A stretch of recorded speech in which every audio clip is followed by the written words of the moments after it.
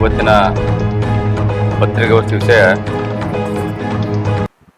ನಿಜವಾದ ಪರಿಶಿಷ್ಟ ಪಂಗಡಗಳ ಸವಲತ್ತನ್ನು ಕೆಲವು ಜನ ವಾಮ ಮಾರ್ಗದಿಂದ ಪಡೆಯಲು ಯತ್ನಿಸಿರುವಂತಹ ಸೂಕ್ತ ಕ್ರಮಕ್ಕೆ ಆಗ್ರಹ.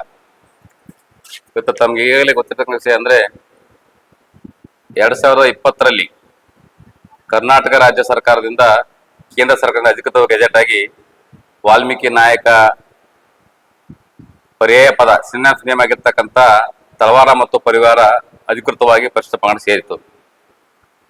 ಇದಾದ ನಂತರ ತಮ್ಗೆ ಗೊತ್ತಿದೆ 1991ರಲ್ಲಿ ಹಲವಾರು ಹೋರಾಟಗಳ ಮುಖಾಂತರ 1991ರಲ್ಲಿ ನಮ್ಮ ಸಮಾನಾಂತರ ಪದಗಳಾಗಿರ್ತಕ್ಕಂಥ ವಾಲ್ಮೀಕಿ ನಾಯಕ ಬೇಡರ ಬೇಡ ಇವು 5 ಹೆಸರುಗಳು ಪರಿಶಿಷ್ಟ ಪಂಗಡಕ್ಕೆ ಬಂದು. ಆದ್ರೆ ಪರಿವಾರ ಮತ್ತು ತಳವಾರ ಎರಡು ಜಾತಿ ನಮ್ಮ ಒಂದು ಸೆಮಿನಸ್ ಪದ ನಮ್ಮ ಪರ್ಯಾಯ ಪದ ಅವು ಎರಡು ಬಿಟ್ಟು ಹೋಗಿದ್ವು. ಅದು 2020ರಲ್ಲಿ ಅಧಿಕೃತವಾಗಿ ಗೆಜೆಟ್ ಆಯ್ತು. ಅದಾದಂತ ಇವತ್ತು ಕನ್ಫ್ಯೂಷನ್ ಆಯ್ತಂದ್ರ 2023ರಲ್ಲಿ ಆಗಿನ ಬಿಜೆಪಿ ಸರ್ಕಾರ ಮುಖ್ಯಮಂತ್ರಿ ಆಗಿರಂತ ಬಸವರಾಜ ಬೊಮ್ಮಾಯಿ ಅವರು ಕಲಬುರಗಿಯಲ್ಲಿ ಒಂದು ಹಿಂದುಳಿದ ವರ್ಗದ ಸಮಾವೇಶ ಇತ್ತು. ಆ ಸಮಾವೇಶಕ್ಕೆ ಬಂದಾಗ ಒಂದು ರಾಜಕೀಯ ಕಾರಣಗೋಸ್ಕರ ಇಲ್ಲ ನಾನು ಇಲ್ಲಿ ಸುಮ್ಮನೆ ಬಂದಿಲ್ಲ, ಹಿಂದುಳಿದ ವರ್ಗದಲ್ಲಿ ಬರ್ತಕ್ಕಂಥ ಕೋಲಿ ಕಬ್ಬಲಿಗೆರ ತಳವಾರ ಕೂಡ ಪರಿಶಿಷ್ಟ ಪಂಗಡ ಸೇರಿಸಿದೀನಿ ಅಂತಕ್ಕಂಥ ಒಂದು ಹೇಳಿಕೆಯನ್ನ ಕೊಟ್ಟರು ಅಧಿಕೃತವಾಗಿ. ಅದಾದ ನಂತರ ಒಬ್ಬ ಸಂವಿಧಾನಬದ್ಧವಾಗಿರ್ತಕ್ಕಂಥ ಮುಖ್ಯಮಂತ್ರಿಗಳಿಗೆ ಸುಳ್ಳು ಹೇಳಿದ ನಂತರ ಕರ್ನಾಟಕ ರಾಜ್ಯದಲ್ಲಿ ವಿಶೇಷವಾಗಿ ಕಲ್ಯಾಣ ಕರ್ನಾಟಕ ಭಾಗದಲ್ಲಿ ಅವ್ಯಾತವಾಗಿ ಸುಳ್ಳು ಸರ್ಟಿಫಿಕೇಟ್ ಕೊಡ್ಲಿಕ್ಕೆ ಅಧಿಕಾರಿಗಳು ತಹಸೀಲ್ದಾರ್ಗಳು ಶುರು ಮಾಡೋದು.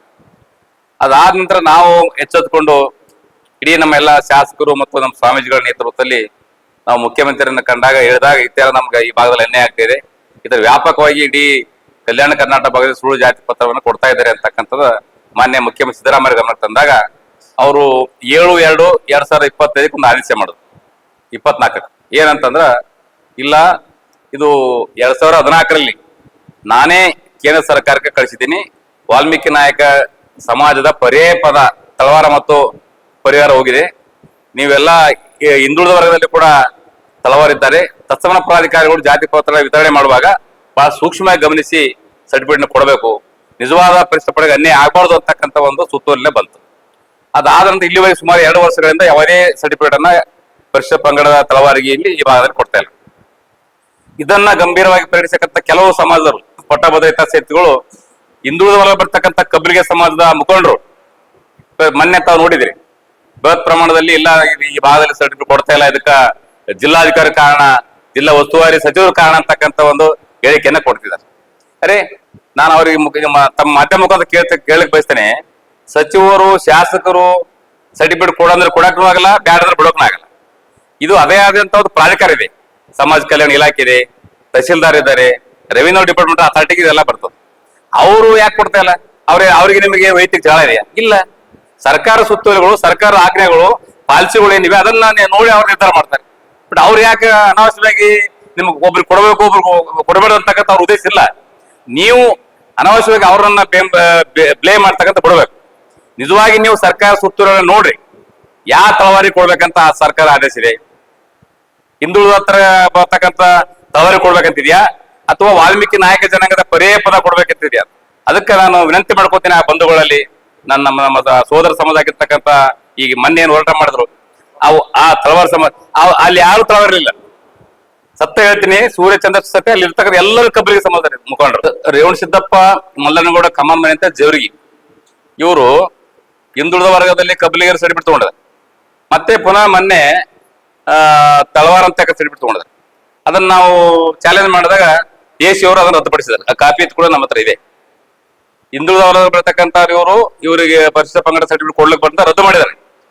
ಆ ರದ್ದು ಮಾಡಿ 2-3 ತಿಂಗಳಾದ್ರೂ ಕೂಡ ಈಗಾಗಲೇ CRC ಅವ್ರ ಕೇಸ್ ನಡೀತಿದೆ. ನಿನ್ನೆ ಮೊನ್ನೆ ಹೋರಾಟದಲ್ಲಿ ಅವರೇ ಮುಂಚೂಣಿ ನಾಯಕರು.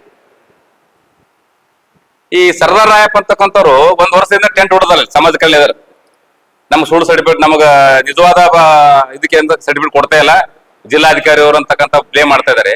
ಆತನ ಹತ್ರ 2 ಸರ್ಟಿಫಿಕೇಟ್, ಹಿಂದುಳಿದ ಕಬ್ಬಲಿಗೂ ಇದೆ ಮತ್ತು ತಳವಾರ ಇದೆ. ಈ ರೀತಿ ನೀವು ದ್ವಂದ್ವ ಹೇಳಿಕೆಯನ್ನು ಕೊಡ್ತಾ ದ್ವಂದ್ವವಾಗಿ ವರ್ತನೆ ಮಾಡ್ತಾ 2 ಸರಿ ಒಂದು ಮನೆಗೆ 2 ಸರ್ಟಿಫಿಕೇಟ್ 3 ಸರ್ಟಿಫಿಕೇಟ್ ಹೆಂಗ್ರಿ? ಇವತ್ತು ಮೊನ್ನೆ ತಿಪ್ಪಣ್ಣ ಬಂದು ಹೇಳಿದ್ದಾರೆ, ನಿಜವಾಗಿ ಯಾರು ಸರ್ಟಿಫಿಕೇಟ್ ಹಿಂದುಳಿದ ವರ್ಗದಲ್ಲಿ ಇರ್ಲಾದ ಅಲ್ಲದೆ ನಿಜವಾದ ಯಾರು ಪರಿಶಿಷ್ಟ ಪಂಗಡ ಸೇರ್ತೀರಿ ತಳವಾರಿದಾರ ಅಂತಾರೆ ಕೊಡ್ಲಿಕ್ಕೆ ಏನ್ ಅಭ್ಯಂತರ ಇಲ್ಲ. ನಾ ಕೊಡ್ತೀನಿ ಅಂತ ಹೇಳಿ ಹೇಳಿಕೆ ಕೊಟ್ಟಿದ್ರು. ಅಂತವ್ರು ಇದೆ ತೋಳಿ ಎಲ್ಲಿದ್ದಾರೆ ಇಲ್ಲಿ ಇವರೆಲ್ಲ ಒಂದು ಮನೆ 3-4 ಸರ್ಟಿಫಿಕೇಟ್ ಇಟ್ಕೊಂಡ್ರು. ಅದಕ್ಕೆ ಅಂತವ್ರು ನಾವು ಇವತ್ತು ನಾವು ಖಂಡಿಸ್ತೇವೆ. ಮತ್ತೆ ಬೆಳಗಾವಿಯಲ್ಲಿ ಸಭೆ ಆದ್ರು ತಿಪ್ಪಣ್ಣ ಕಾಮನವ್ರ ನೇತೃತ್ವದಲ್ಲಿ ಮಾನ್ಯ ಮುಖ್ಯಮಂತ್ರಿಯವರು ಎಲ್ಲ ಹಿರಿಯ ಅಧಿಕಾರಿಗಳ ನೇತೃತ್ವದಲ್ಲಿ ಸಭೆ ಆಯ್ತು ಬೆಳಗಾವಿ ಅಧಿವೇಶನದಲ್ಲಿ. ಏನಾಯ್ತಂದ್ರ ಸರ್ಕಾರದ ಸುತ್ತೋಲೆಗಳನ್ನ ಅನುಸರಿಸಿ ನಿಜವಾದ ಪರಿಶಿಷ್ಟ ಪಂಗಡ ಬರ್ತಕ್ಕಂಥವ್ರಿಗೆ ಸರ್ಟಿಫಿಕೇಟ್ ಕೊಡಬಹುದು. ಆದರೆ ಹಿಂದುಳಿದಲ್ಲಿ ಬರ್ತಕ್ಕಂಥವ್ರು ಕೂಡ ತಳವಾರಿದ್ದಾರೆ, ಅವರಿಗೆ ಯಾವ ಕಾರಣಕ್ಕೂ ಕೊಡ್ತಕ್ಕಂಥದ್ದಲ್ಲ. ನಿಜವಾದ ಪರಿಶಿಷ್ಟ ಪಂಗಡ ಸಮಾಜಕ್ಕೆ ಅನ್ಯಾಯ ಆಗಬಾರ್ದು ಅಂತಕ್ಕಂಥ ಒಂದು ಸುತ್ತೋಲೆ ಇದೆ. ಅದನ್ನ ತಾವೆಲ್ಲ ಗಮನಿಸ್ಬೇಕಂತ ನಾನು ಮಿತ್ರರಲ್ಲಿ ತಮ್ಮ ಮಾಧ್ಯಮ ಮುಖಾಂತರ ವಿನಂತಿ ಮಾಡ್ಕೋತೇನೆ. ಈ ರೀತಿ ಗೊಂದಲವಾದಂತಹ ಹೋರಾಟಗಳನ್ನ ಹೇಳಿಕೆಗಳನ್ನ ತಾವು ಕೊಡಬಾರ್ದು.